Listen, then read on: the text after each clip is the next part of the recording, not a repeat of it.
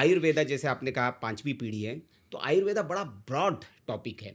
इसमें ये kidney disease का जो स्पेशलाइजेशन है, विशेषज्ञता जो है, यही क्यों आपने चुना? क्यों लगा कि आपको इसी पर काम करना चाहिए?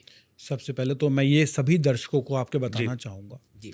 कि आयुर्वेद बहुत वाइड टॉपिक है हुँ, और वो क्या कहता है, स्वास्थ्य स्वास्थ्य रक्षण मातुरस्य विकार प्रश्न, हुँ, कि दुनिया में 108 से अधिक पैथीज हैं। आयुर्वेद एक पैथी है जो कहती है आप बीमार ही ना पड़ो। हुँ, बाकी सब क्या कहते हैं, आप बीमार पड़े हो आप आओ ट्रीटमेंट करेंगे, बिल्कुल सही सर। लेकिन आयुर्वेद कह रही है कि अगर आप अच्छे से फॉलो कर रहे हैं तो आप बीमार ना पड़े। तो यहाँ पे दिनचर्या का, ऋतुचर्या का, आहार विहार का, जी। हमारे पूरे लाइफस्टाइल पे बहुत ज़्यादा फोकस किया गया है। और साथ साथ अब अगर कोई बीमार पड़ गया उसके लिए चिकित्सा के ऊपर भी बहुत ज़्यादा फोकस है, ट्रीटमेंट पे भी ही बहुत ज़्यादा फोकस है। जैसे अब हम किडनी की बात करें तो किडनी में क्या होता है, जब पेशेंट प्रॉब्लम में होता है, जब उसका टेस्ट होता है तब उसे पता चलता है कि उसका क्रेटनाइन जो है 1.52 के आसपास, बिल्कुल। एंड ग्रेजुअली वो क्रेटनाइन इंक्रीज होता चला जाता है। हुँ, फिर वो पहुंचता है 4, 5, 6 तक। इन बिटवीन वो बहुत सी बार नेफ्रोलॉजिस्ट से ट्रीटमेंट ले रहा होता है। हुँ, 4, 5, 6 तक आता है, देन उसे नेफ्रोलॉजिस्ट कहते हैं कि अब आप डायलिसिस की तैयारी स्टार्ट कर दीजिए, sooner or later you have to go for dialysis. हुँ, पेशेंट माइंड मेकअप करता है डायलिसिस के लिए और वो रेडी होता है, फाइनेंशियल चीज़ें रेडी करता है। उसके बाद उसका डायलिसिस स्टार्ट होता है, सप्ताह में 2 बार, सप्ताह में 3 बार। एक पर्टिकुलर टाइम के बाद कहा जाता है कि अब ये डायलिसिस जो है ये बहुत लंबा नहीं चलेगा, अब हमें साथ साथ ट्रांसप्लांट की भी तैयारी करनी है। वहाँ पे वो ट्रांसप्लांट की तैयारी करता है, डोनर किडनी का अरेंज करता है, एक अमाउंट का अरेंज करता है 15-20 लाख रुपए का। और ट्रांसप्लांट की जो एवरेज एज होती है वो 5 साल होती है। चलने को उससे ज़्यादा भी चल जाए लेकिन अल्टीमेटली वो फेल होता है। उसके साथ साथ देयर आर इन्यूमरेबल प्रिकॉशंस जो एक ट्रांसप्लांट किडनी पेशेंट को लेनी पड़ती है, इम्यूनोसप्रेसेंट लेनी पड़ती हैं। तो इस तरह की चीज़ें बहुत सारी होती हैं। तो ट्रांसप्लांट फेल हुआ, फिर जो है अब पेशेंट क्या करेगा, अब वो दोबारा से डायलिसिस पर जाएगा।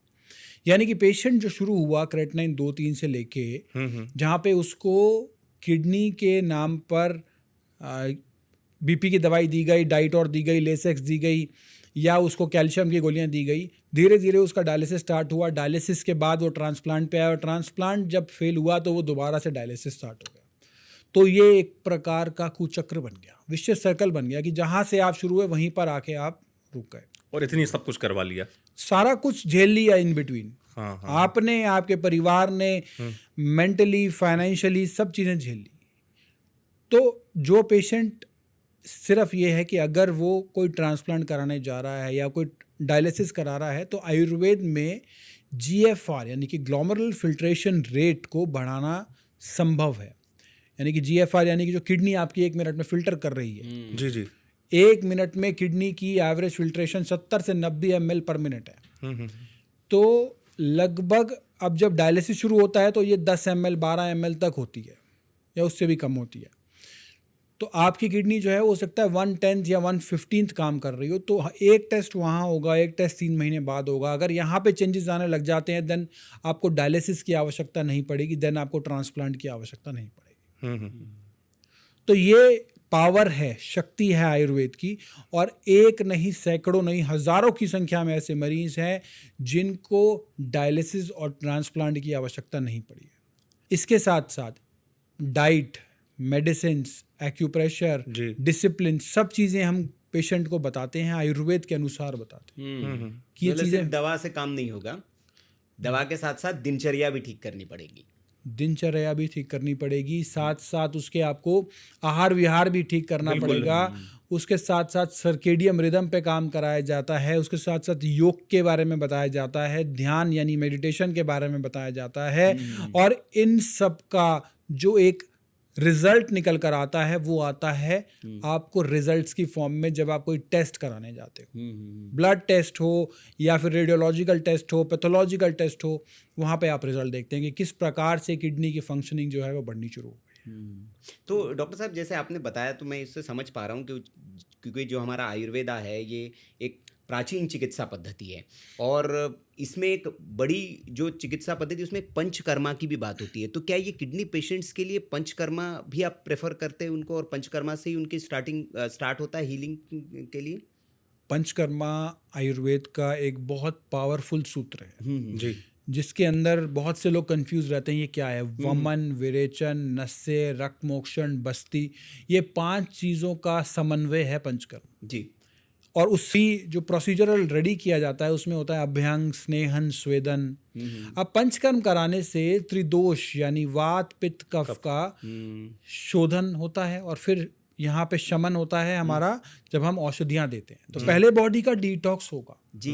फिर बॉडी की रिजुविनेशन होगी। जी। तो डिटॉक्स हो गया शोधन से, रिजुविनेशन हो गई जो है डिटॉक्स हो गया हमारा शोधन यानी पंचकर्म से, और रिजुविनेशन हो गई जो हमने शमन यानी कि जो चिकित्सा पद्धति उनको दी, जो दवाइयाँ उनको दी। बिल्कुल। जी।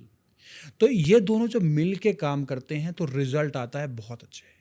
क्योंकि हमारी बॉडी में तरह तरह की इन्फ्लेमेशन होती हैं, आम जमा होता है। आम मतलब है यहाँ पे जो अनडाइजेस्टेड फूड पार्टिकल्स जो हम ले रहे हैं वो हमारी बॉडी में जो विष क्रिएट कर रहे हैं, मैं उनको आम कह रहा हूँ। किडनी पेशेंट में उनका नाम हो सकता है यूरिया, क्रेटनाइन हो सकता है, अन्य डिजीज में उनका नाम अलग अलग होगा, बट हैं वो सारे अनडाइजेस्टेड फूड पार्टिकल अलग जड़ अलग वही फॉर्म है। में, अलग अलग फॉर्म में, जिसे हम आम कह रहे हैं। जी। किसी के लिए कोलेस्ट्रॉल हो सकता है अलग अलग फॉर्म। अलग अलग फॉर्म में हो सकता है। कोलेस्ट्रॉल भी हो सकता है, एलडीएल भी हो सकता है, वीएलडीएल भी हो सकता जी है। जी जी जी जी जी। तो समझना ये है कि हमें जड़ पे काम करना जरूरी है। किडनी पेशेंट के लिए बहुत ज़रूरी है कि उसका ब्लड प्रेशर कंट्रोल में रहे, उसकी डायबिटीज़ कंट्रोल में रहे, और जो बीपी के पेशेंट हैं और जो शुगर के पेशेंट हैं, ये 2 ही मुख्य कारण हैं किडनी के, जी बीपी और शुगर। जितना डायबिटीज़ खतरनाक नहीं है उससे कई गुना डायबिटीज़ की कॉम्प्लिकेशंस खतरनाक है, जिसमें डायबिटिक रेटिनोपैथी, आंखों पे असर आना, डायबिटिक न्यूरोपैथी, दिमाग पे असर आना, डायबिटिक नेफ्रोपैथी, किडनी पे असर आना। इस प्रकार डायबिटीज़ हमारे हर मुख्य अंग को नुकसान पहुंचाती है। तो ज़रूरी है कि जो ये घातक डायबिटीज़ है, जो भारत विश्व की डायबिटिक कैपिटल बनता जा रहा है, जहाँ पे रोज़ डायबिटीज़ पेशेंट के नंबर बढ़ रहे हैं, वहाँ पे हम इस गंभीर बीमारी को भी मात दें और साथ साथ इसकी कॉम्प्लिकेशन से भी बचें। बिल्कुल। और इसके साथ साथ ही बीपी, दूसरी समस्या है बीपी, जो किडनी की अन्य एक जड़ और उसका स्टार्ट करने वाली बीमारी, स्रोत है वो, स्रोत है। बीपी बढ़ा, बीपी बढ़ने के कारण वो जब किडनी को नुकसान देता है तो उसे हाइपरटेंसिव नेफ्रोपैथी कहा जाता है। दिमाग को भी नुकसान दे सकता है, स्ट्रोक भी कर सकता है, पैरालिसिस भी कर सकता है, हार्ट को भी नुकसान देता है, सारे ऑर्गन्स को नुकसान देता है बड़ा वो बीपी। और जब वो किडनी पे घात मारता है तो उसे कहा जाता है हाइपरटेंसिव नेफ्रोपैथी। जी बिल्कुल। तो ये 2 मुख्य कारण तो हैं ही हैं, जहाँ पे बीपी और शुगर से तो बचना ही है।